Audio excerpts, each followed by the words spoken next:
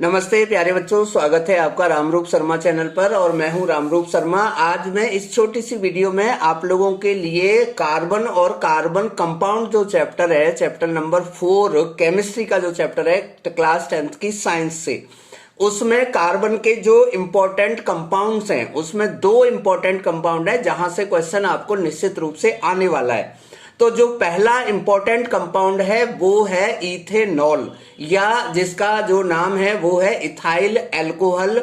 Ethanol इसका general name है और केमिकल नेम है इथाइल एल्कोहल। क्वेश्चन आपको एमसीक्यू में इससे जरूर पूछा जा सकता है या 3 नंबर के क्वेश्चन में भी ये किसी क्वेश्चन का पार्ट हो सकता है। इसका जो केमिकल फॉर्मूला है वो C2H5OH है। इसे कभी कभी CH3CH2OH भी लिखते हैं।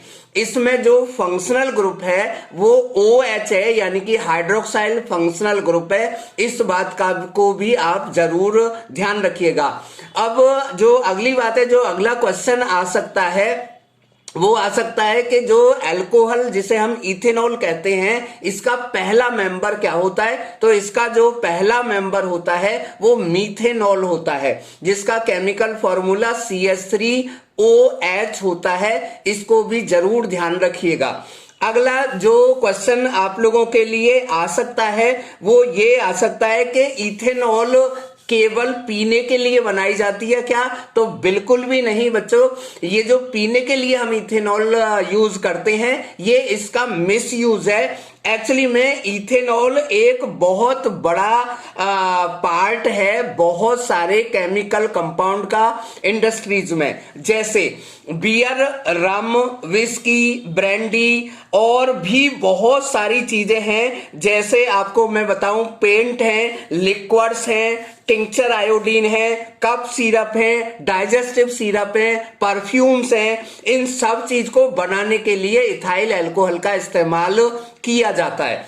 तो इनमें से आपको क्वेश्चन आ सकता है। अगर मैं केमिकल प्रॉपर्टी की बात करूं तो सिंपली 2 केमिकल प्रॉपर्टी है कि इथेनॉल जब सोडियम के साथ रिएक्शन करता है, ध्यान रखिएगा कोल्ड में ये रिएक्शन करता है। इस बात को लोग बताते नहीं है या बच्चे समझते नहीं है। तो कोल्ड में यानी कि कम टेम्परेचर पर रिएक्शन करता है तो ये सोडियम इथेनोएट बनाता है और हाइड्रोजन गैस यहां से निकलती है। इसको क्वेश्चन को पूछा जा सकता है।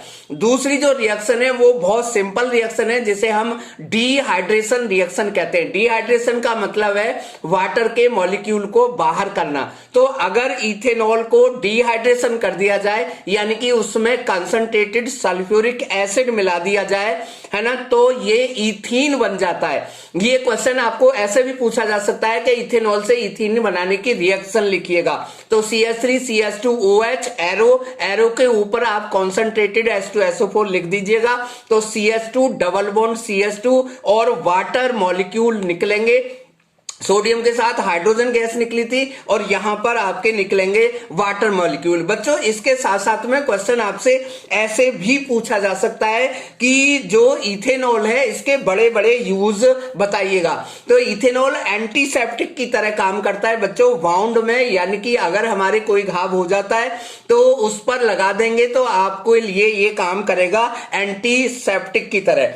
दूसरा जो है ये बहुत अच्छा सॉल्वेंट है, ये तो आप जानते होंगे वाटर सबसे बड़ा सॉल्वेंट है, यूनिवर्सल सॉल्वेंट है। लेकिन दूसरा जो सॉल्वेंट है वो है आपका इथेनॉल। ये बात मैंने आपको बताई थी कि cough syrup, digestive syrup, beer, rum, brandy, paint, इन सब में इथेनॉल काम आता है बनाने के लिए, ठीक है ना। क्लोरोफॉर्म का मतलब आप जानते होंगे, एक केमिकल कंपाउंड होता है जो सूंघने पर जिससे बेहोशी आ जाती है, उसे बनाने में भी इसका इस्तेमाल किया जाता है। आयोडोफॉर्म बनाने में भी इसका इस्तेमाल किया जाता है। ईथर बनाने में भी इसका इस्तेमाल किया जाता है और एल्डिहाइड बनाने में भी इसका इस्तेमाल किया जाता है। एक क्वेश्चन आपको पूछा जा सकता है, आप कंफ्यूज हो सकते हैं कि ये एक बहुत अच्छा लेबोरेटरी रिएजेंट है क्रिस्टलाइजेशन ऑफ ऑर्गेनिक कंपाउंड के लिए।